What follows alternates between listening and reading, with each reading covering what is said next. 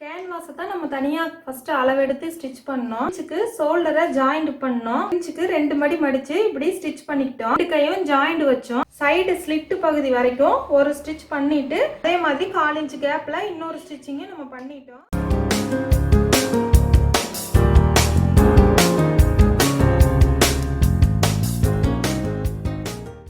Hi friends, எல்லாருக்கும் வணக்கம். Welcome to Megala designer. இந்த வீடியோல காலர் குர்த்தி எப்படி ஸ்டிச் பண்ணலாங்கிறத பாத்திரலாம். ஸ்டிச்சிங் வீடியோவை 2 பார்ட்டா போட போறேன். கட்டிங் வீடியோ பார்க்காதவங்களுக்கு டிஸ்கிரிப்ஷன்ல லிங்க் கொடுத்துருக்கேன், அதுல போய் பாத்துக்குங்க. பார்ட் 1ல காலர் குர்த்தியுடைய டாப்பை எப்படி ஸ்டிச் பண்ணலாங்கிறத பாத்திரலாம். பார்ட் 2ல காலர் மெஷர்மெண்ட்டையும் சைடு ஸ்லிட்ல எப்படி பைப்பிங் வச்சு ஸ்டிச் பண்றதுங்கிறதையும் பார்ட் 2ல பாத்திரலாம். நம்ம சேனலை இன்னும் நீங்க சப்ஸ்கிரைப் பண்ணாம இருந்தீங்கன்னா உடனே சப்ஸ்கிரைப் பண்ணிக்கிங்க. கூடவே பெல் பட்டனையும் பிரஸ் பண்ணிக்கிங்க. அப்பதான் நாங்க போடுற வீடியோ உடனுக்குடனே உங்களுக்கு நோட்டிபிகேஷன் வரும். நீங்க எல்லா வீடியோவையும் மிஸ் பண்ணாம பார்க்கலாம். இப்போ நம்ம வீடியோ பாத்திரலாம். போன வீடியோல கட் பண்ண கை piece, back piece, front piece இந்த 3 தான் ஸ்டிச் பண்ணுறதுக்கு எடுத்திருக்கேன். ஃபஸ்ட்டு நெக்குக்காக கேன்வாஸை கட் பண்ணிக்கலாம். நான் எடுத்திருக்கிற கேன்வாஸுடைய நீளத்தை பார்த்துடலாம். 9.5 இன்ச் நீளத்துக்கு கேன்வாஸ் எடுத்திருக்கேன். எடுத்து இந்த மாதிரி ரெட்டை அப்படி மடிச்சுக்கலாம். ஃப்ரண்ட் நெக் ஸ்டிச் பண்ணுறதுக்காக கேன்வாஸ் எடுத்திருக்கேன். நார்மலாக 7 இன்ச்சுக்கு கம்பல்சரியாக நெக் நம்ம வைக்கணும். இல்லை தலை கொஞ்சம் பெருசாக இருக்குது அப்படிங்கிற மாதிரி இருந்ததுன்னா 8 இன்ச் 8.5 இன்ச் வரைக்கும் கழுத்து வச்சுக்கலாம். அது ரொம்ப இறக்கமாக நமக்கு வராது. ஏன்னா பேக் நெக்குக்கு வந்து நமக்கு காலர் வர்றதுனால ஃப்ரண்ட் நெக் வழியாக தான் நமக்கு கழுத்து உள்ள எவ்வளோக்கு எவ்வளோ நம்ம லூஸாக வைக்கிறோமோ அவ்வளோக்கு எவ்வளோ நமக்கு கழுத்து போடுறதுக்கும் கழட்டுறதுக்கும் ஈஸியாக இருக்கும். நம்ம இன்னும் வீடியோஸ் போக போக ஃப்ரண்ட்டில் ஊக்கு வைக்கிறதுக்கும் ஜிப்பை வைக்கிற மாதிரி இந்த மாதிரி வீடியோஸ் எல்லாம் நான் போடுறேன். நான் எடுத்திருக்கிற கேன்வாஸ்ல நான் வந்து 7.5 இன்ச்சுக்கு முன் கழுத்தை மார்க் பண்ணிக்கிறேன். நம்ம கிளாத்ல எந்த அளவுக்கு கழுத்துடைய அகலத்தை நம்ம மார்க் பண்ணமோ அதே அளவுக்கு தான் கேன்வாஸ்லயும் மார்க் பண்ணணும். நம்ம கிளாத்ல வந்து 3 இன்ச்சுக்கு மார்க் பண்ணியிருக்கோம். அதே 3 இன்ச்சுக்கு அகலத்தை நான் மார்க் பண்ணிக்கிறேன். கழுத்துடைய நீளத்தையும் அகலத்தையும் அளவு எடுத்ததுக்கு அப்புறம் நமக்கு என்ன சேஃப்ல மாடல் ஃப்ரண்ட் கழுத்துக்கு வேணுமோ அந்த மாடலை நம்ம டிராயிங் பண்ணி கட் பண்ணிக்கலாம். இந்த 7.5 இன்ச்ல 5 இன்ச்சுக்கு ஒரு மார்க் பண்ணிக்கிறேன். இந்த 5 இன்ச்சுக்கு மார்க் பண்ணினதை நீளத்தையும் அகலத்தையும் இந்த மாதிரி கோடு போட்டுக்கிறேன். போட்டதுக்கு பிறகு இந்த நெக்கை ரவுண்ட் ஷேப்பில் நான் டிராயிங் பண்ணிக்கிறேன். ரவுண்ட் ஷேப் பண்ணினதுக்கு பிறகு முன்பக்கத்தில் லைட்டான வி ஷேப் மாதிரி லேசாக ஒரு கட்டிங் கொடுத்துக்க போகிறேன். இப்போ இந்த டிராயிங் பண்ண அளவில் கட் பண்ணிக்கலாம். புதுசாக கட் பண்ணுறீங்க அப்படின்னா சேஃப்டி பின் ஒன்று பண்ணிட்டு கட் பண்ணிக்கிங்க.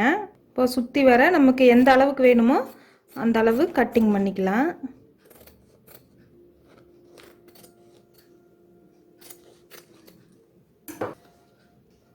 நான் கட் பண்ண கேன்வாஸை பார்த்துடலாம். இந்த மாதிரி லைட்டான வி ஷேப்பில் மார்க் பண்ணி கட் பண்ணியிருக்கேன். அடுத்ததாக ஸ்டிச் பண்ண ஆரம்பிச்சிடலாம். நம்ம கட் பண்ண வேஸ்ட் கிளாத் எடுத்திருக்கேன். கட் பண்ண கேன்வாஸை அந்த கிளாத்துடைய மேலே வச்சுட்டு இதை அயன் பண்ணாலும் பண்ணிக்கலாம், இல்லை பின் பண்ணாலும் பண்ணிக்கலாம். நான் வந்து இன்னைக்கு சேஃப்டி பின் தான் பண்ண போகிறேன். கேன்வாஸோட கிளாத் கொஞ்சம் பெருசாக இருக்க மாதிரியே எடுத்துக்கோங்க. சென்டர்லேயே ஒரு பின் பண்ணிக்கிறேன். இப்போ சுற்றி வர ஸ்டிச் பண்ணுறதுக்காக 1/4 இன்ச் அல்லது 1/2 இன்ச் நமக்கு எந்த அளவு கிளாத் வேணுமோ அந்த அளவுக்கு நம்ம கிளாத்தை விட்டு சுற்றி வர கட் பண்ணிக்கலாம். நான் வந்து ஒரு 1/2 இன்ச் அளவுக்கு கிளாத்தை விட்டுருக்கேன். இந்த வளைவு வர இடத்துல மட்டும் கொஞ்சமாக கிளாத்தை கட் பண்ணி விட்டுக்கலாம். நம்ம ஸ்டிச் பண்ணும்போது கிளாத்தை மடித்து கொடுக்கறதுக்கு ஈஸியாக இருக்கும். பாருங்கள், கேன்வாஸுடைய உள்பக்கத்தை பார்த்து இந்த கிளாத்தை மடித்து ஓரப்பகுதியில் ஒரு ஸ்டிச் பண்ணிக்கலாம். கரெக்டாக கேன்வாஸை எந்த ஷேஃபில் நம்ம கட் பண்ணியிருக்கோமோ அந்த ஷேஃபில் கிளாத்தை மடிச்சுக்கலாம். இந்த கார்னர் இடம் வரும்போது இந்த சேஃப்டி பின்னை கழட்டிக்கிறேன். இந்த கார்னர் இடத்துல இந்த மாதிரி கிளாத்தை ஸ்ட்ரைட்டாக மடித்ததுக்கு பிறகு இந்த கேன்வாஸுடைய வி ஷேப் அளவுலையே இப்படி மடிச்சுக்கலாம். கார்னர் பக்கம் வரும்போது ஊசி உள்பக்கமாக இருக்கிற மாதிரி நிப்பாட்டிட்டு திருப்பிக்கலாம். இப்போ கேன்வாஸுடைய உள்பக்கத்தில் ஸ்டிச் பண்ணினதுக்கு பிறகு இந்த பின்னை கழட்டிடுறேன். இது வந்து இப்போ உள்பக்கம், வெளிப்பக்கத்தையும் பார்த்துடலாம். இந்த கேன்வாஸுடைய சேஃப் மாறாமல் கிளாத்தை மடித்து ஸ்டிச் பண்ணியாச்சு. இதுக்கு பிறகு முன்பாகத்தை எடுத்துக்கலாம். நம்ம இப்போ கிளாத்துடைய முன் பக்கத்தை வச்சிருக்கேன். முன் பக்கத்தை நம்மளை பார்த்த மாதிரி நம்ம வச்சுக்கலாம். நம்ம கேன்வாஸை ஸ்டிச் பண்ண கிளாத்தை முன் பக்கத்துல இந்த மாதிரி நம்ம மார்க் பண்ணியிருக்கோம் இல்லையா, அந்த இடத்துக்கு நேரா இந்த கேன்வாஸ் உடைய கார்னரை கரெக்டா இப்படி வச்சுக்குங்க. வச்சுட்டு ரெண்டு சைடுலயும் சேஃப்டி பின் பண்ணிக்கலாம். நெக்கு ஸ்டிச் பண்ணுறதுக்காக வெளிப்பக்கம் ஸ்டிச் பண்ணி கேன்வாஸை உள்பக்கமாக நம்ம திருப்பிக்கணும். அடுத்ததாக இந்த வி சேஃபை கரெக்டாக சென்டர் பக்கத்தை பார்த்து வச்சு ஒரு பின் பண்ணிக்கலாம். இப்போ கேன்வாஸை பின் பண்ணதுக்கப்புறம் கேன்வாஸ் உடைய ஓரப்பகுதியிலேயே ஸ்டிச் பண்ண ஆரம்பிக்கிறேன். கரெக்டாக கேன்வாஸை வளைச்சி ஸ்டிச் பண்ணினதுக்கு பிறகு இந்த வி சேஃப் நம்ம கட் பண்ணியிருக்கிற இந்த கார்னர் பக்கத்தில் கரெக்டாக ஊசி உள்பக்கமாக இருக்கிற மாதிரி நிப்பாட்டினதுக்கு பிறகு நம்மளை பார்த்து ஸ்ட்ரெயிட்டாக நேராக இந்த கேன்வாஸை திருப்பிக்கலாம். இனி ஸ்ட்ரெயிட்டான ஸ்டிச்சிங் போட்டுக்கலாம். கரெக்டாக இந்த வி சேஃப் உடைய கார்னர் பக்கத்துலேயும் ஊசி உள்பக்கமாக இருக்கிற மாதிரி வச்சுட்டு கேன்வாஸை முன்பக்கமாக இப்படி திருப்பிக்கலாம். திருப்பினதுக்கு பிறகு ஸ்ட்ரெயிட்டான ஸ்டிச்சிங் இந்த கார்னர் வரைக்கும் பண்ணிக்கலாம். இப்போ இந்த கார்னர்லேயும் ஊசி வந்து உள்பக்கமாக இருக்கிற மாதிரி நிப்பாட்டிட்டு இனி வளைவாக அப்படியே ஸ்டிச்சிங் பண்ணிக்கலாம். இப்போ பாருங்க, கேன்வாஸை கிளாத்தில் வச்சு ஒரே மாதிரி ஸ்டிச் பண்ணியாச்சு. ஸ்டிச் பண்ணதுக்கு பிறகு இந்த சேஃப்டி பின்னெல்லாம் கலட்டிடலாம். இப்போ கலட்டினதுக்கு பிறகு கேன்வாஸுக்கு உள்பக்கமாக இருக்கிற இந்த எக்ஸ்ட்ரா கிளாத்தை கட் பண்ணிக்கலாம். 1/4 இன்ச் அல்லது 1/2 இன்ச், அதுவும் நம்மளுடைய ஆப்ஷன் தான். நான் வந்து 1/4 இன்ச் கேப்பில் சுற்றி வர கட் பண்ணிக்கிறேன். இந்த மாதிரி கட் பண்ணினதுக்கு பிறகு சென்டர் கிளாத்தையும் கட் பண்ணி எடுத்துக்கிறேன். இப்போ இந்த சென்டர் பக்கத்தில் இந்த கார்னர் வரைக்கும் கட்டிங் பண்ணிடலாம். கேன்வாஸ் உடைய இந்த ஓரப்பக்கம் வரைக்கும் கட்டிங் பண்ணிக்கலாம். இனி இந்த ரெண்டு கார்னர் பக்கத்தையும் இந்த மாதிரி தனியாக கட் பண்ணி எடுத்துக்கலாம் கிளாத்தை. அதான் உங்களுக்கு திருப்பும் போது இந்த கார்னர் சைடு கரெக்டாக வரும். இனி சுற்றி வர இந்த இடத்துல கட்டரை வச்சு கேன்வாஸ் பக்கம் வரைக்கும் கட் பண்ணி விட்டுக்கலாம்.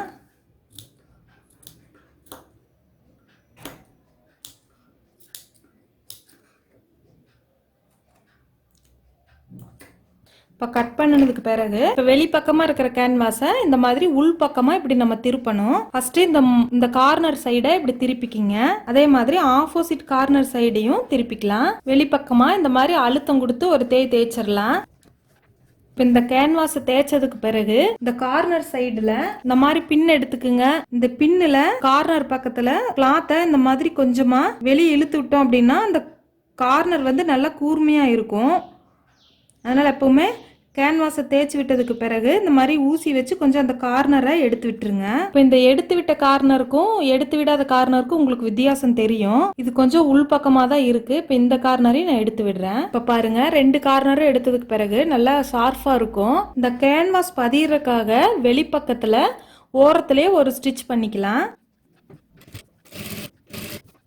கார்னர் பக்கத்தில் எப்போவுமே நம்ம ஸ்டிச் பண்ணும்போது ஊசி உள்பக்கமாக இருக்க மாதிரி நிப்பாட்டிட்டு அதுக்கு பிறகு கிளாத்தை தான் திருப்பி நம்ம ஸ்டிச்சிங் போட ஆரம்பிக்கணும்.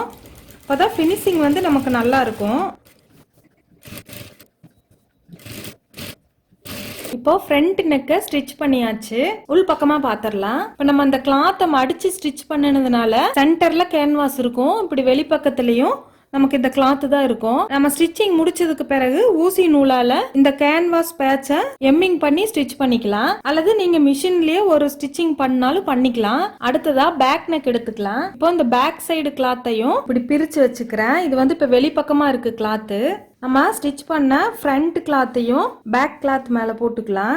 பாருங்க, ஃப்ரண்ட் உடைய கிளாத்து வெளிப்பக்கம், பேக் உடைய கிளாத்து வெளிப்பக்கம் ஒரே மாதிரி இருக்க மாதிரி வச்சுக்கலாம். ஷோல்டர் பக்கத்துல பேக் பீஸ்க்கும் ஃப்ரண்ட் பீஸ்க்கும் இந்த மாதிரி மார்க் பண்ண இடத்துல கரெக்டாக நீங்கள் இப்படி வச்சுக்குங்க. கழுத்து பகுதியை, ஷோல்டர் பகுதியை ஒரே மாதிரி கிராஸாக நம்ம வச்சுக்கலாம். இப்போது ஷோல்டர் பகுதியை 2 ஸ்டிச் பண்ணி ஆரம்பித்து அதே மாதிரி முடிக்கும்போது 2 ஸ்டிச் பண்ணிக்கிங்க.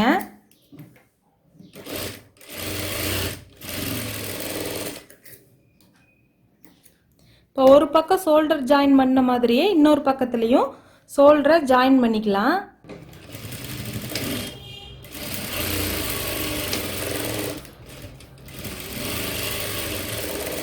இப்போ ஷோல்டரை ஜாயின் பண்ணியாச்சு. கிளாத்தை வெளிப்பக்கமாக திருப்புறேன்.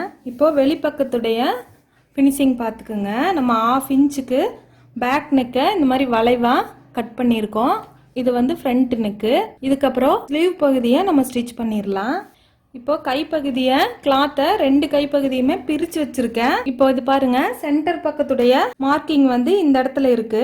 எப்பவுமே நீங்க கைப்பகுதியை ஸ்டிச் பண்றதுக்கு முன்னதான் இதை நம்ம பார்த்துக்கணும். சென்டர் பகுதி ஒரே மாதிரி இருக்கணும். அதே மாதிரி நம்ம 1/2 இன்ச்சுக்கு முன்பக்கம் வர்ற மாதிரி கட் பண்ண இடமும் ஒரே மாதிரி இருக்கணும். இப்படி ஒரே மாதிரி துணியை பிரிச்சு வச்சு ஆப்போசிட் வச்சதுக்கு பிறகுதான் இந்த உள் பக்கமா மடிச்சடிக்கிற மார்க்கிங் பண்ணிக்கணும். அப்பதான் நம்ம ஸ்டிச் பண்ணும்போது 2 பக்கத்துலயுமே கரெக்டான அளவுல வரும். இப்போ இந்த அளவு பார்த்ததுக்கு பிறகு கையுடைய ஓரப்பகுதியில 1.5 இன்ச்சுக்கு மடிச்சு ஸ்டிச் பண்றதுக்காக கிளாத் விட்டுருந்தோம். அந்த 1.5 இன்ச் இப்போ நான் மடிச்சு ஸ்டிச் பண்றேன்.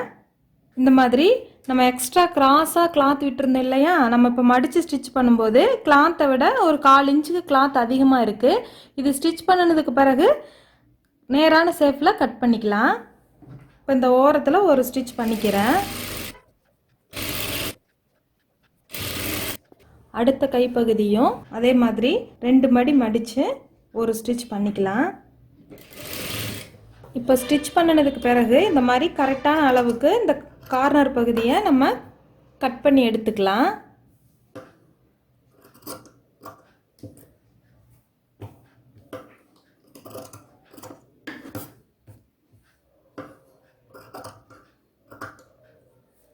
நீ ஷோல்டரில் கிளாத்தில் ஜாயிண்ட் வச்சிடலாம்.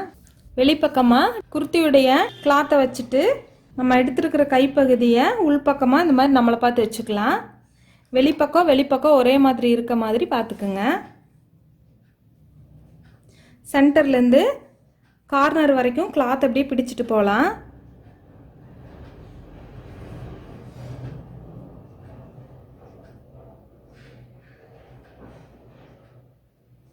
இப்போ இந்த கார்னரில் கிளாத்தை ஒரே மாதிரி வச்சுக்கலாம். 1/4 இன்ச்சுக்கு கிளாத்தில் நான் மார்க் பண்ணியிருக்கேன் பாருங்கள். இந்த 1/4 இன்ச் அளவுக்கு ஆம்கோலுடைய சுற்றளவு முழுவதுமே 2 ஸ்டிச்சிங் பண்ணிக்கலாம்.